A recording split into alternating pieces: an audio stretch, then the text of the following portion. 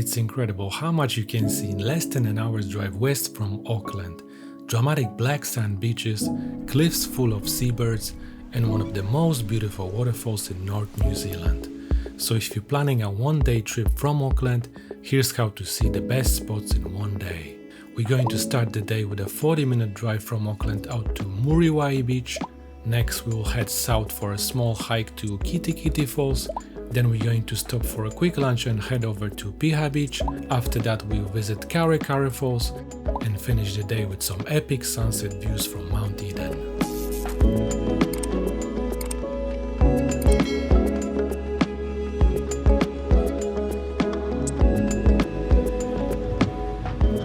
Today we're at the Muriwai Beach.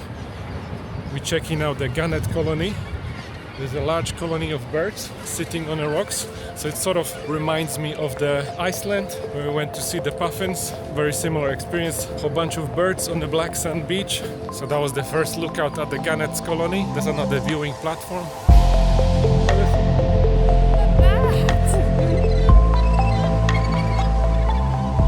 Gannets are at the Muriwai cliffs from August to March, with the colony at its busiest from October to February. Most gannets spend the off-season out at sea near Australia, then they return here to Muriwai to nest in the exact same spots they left. So we are looking for some dramatic content here. Have you guys seen any dramatic content so far? Not yet.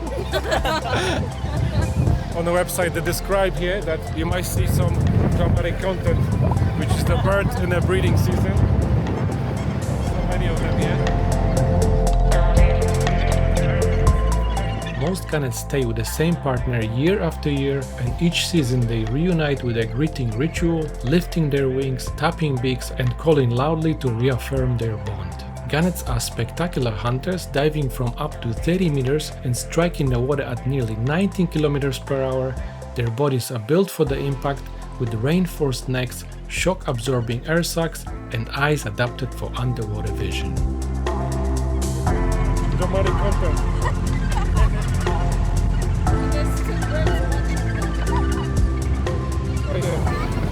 So that is a Gannet colony and the Muriwai Beach. So the actual beach is on the other side of the coast, and the colony is just on the rocks on the southern end of the beach. So there's quite a lot of them here. So we're gonna move on to the next spot. We're gonna head towards the Piha Beach and stop at some beautiful waterfall along the way. So we are at the Whatipu Ranges Regional Reserve. So this is our first stop. So this is a place about 45 minutes drive from the Auckland. So we're walking to the Kitekite waterfall. I think that's how you pronounce it. So it's a beautiful walk along the creek here. You can already hear the creek. So the walk takes about 1 hour.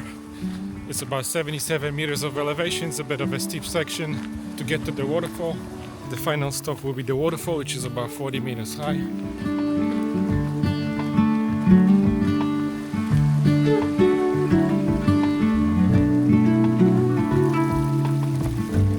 So that was the dangerous creek crossing. Now we're heading uphill. Very steep uphill apparently, that's what they say, but I don't believe them. Never believe the reviews online, guys. We have experienced local guides here. We got Sophia and Pot. So there are indeed few steps towards the end of the walk. So it's the final section of the trail, and we pretty much hear the waterfall. There it is.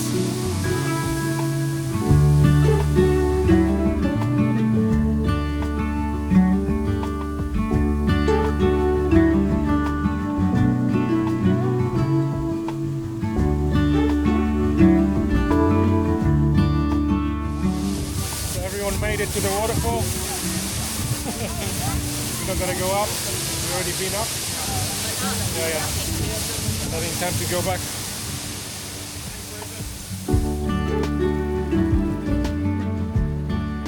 So we finished the walk to the Kitekite Falls. Now we're gonna go to the Piha Beach and grab some lunch.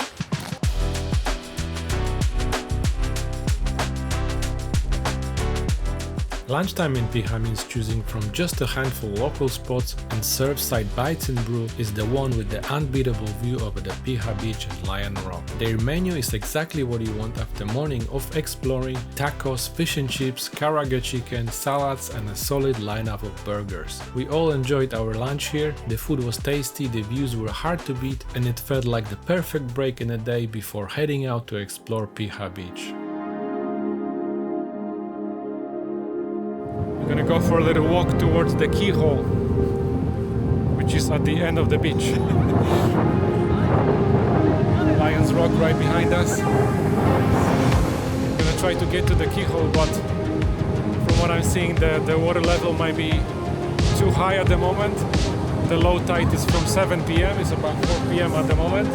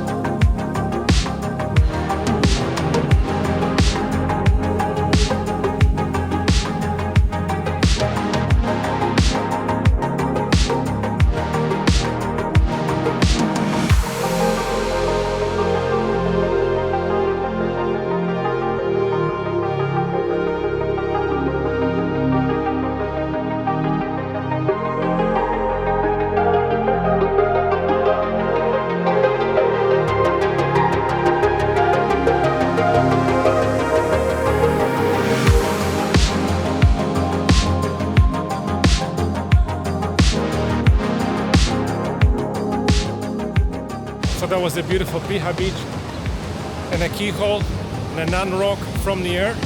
Beautiful part of the New Zealand, beautiful part of the coastline here.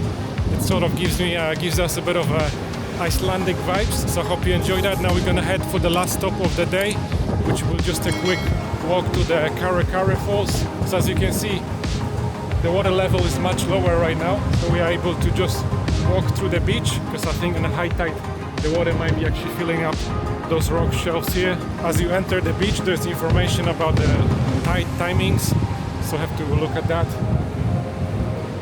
Unfortunately, you can't climb the Lion's Rock at the moment, and many of the trails in this area are closed because of the kauri tree disease, so you can only do limited stuff in here. When you come here, you have to check about the truck closures and all that kind of stuff. Now we have a pot. Happy with the trip today? Yeah. Final stop of the day.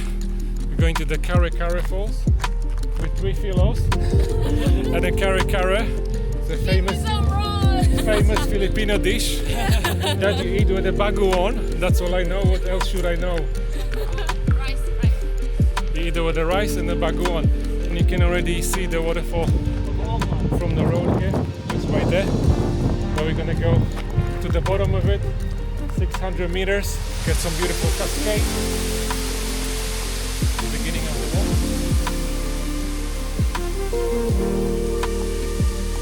This is more beautiful than the first one.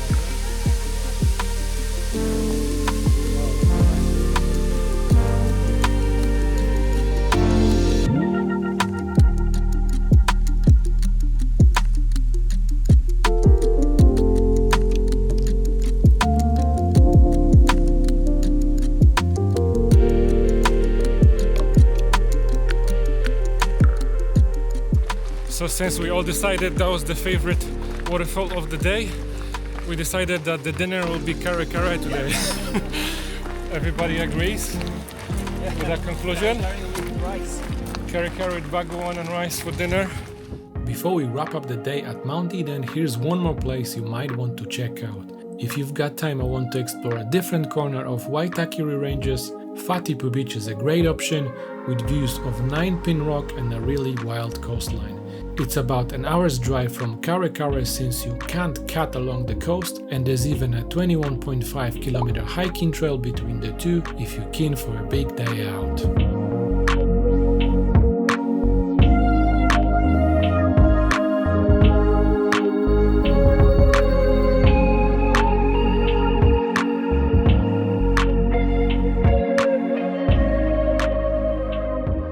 To finish the day, we're heading up to Mount Eden. It's about 20-minute walk to the summit, and from the summit you can see the volcanic crater and almost the entire Auckland skyline. Long before Europeans arrived, this mountain was a fortified pa for Tamaki Maori, a citadel built for thousands of inhabitants, full of terraced earthworks and storage pits. The crater even has a name, Te Ipu Amataho, meaning a ball of Mataho, a powerful deity in Maori tradition. The summit boardwalk lets you wander around the rim, and it's one of the best sunset spots in the city and a perfect way to end the day.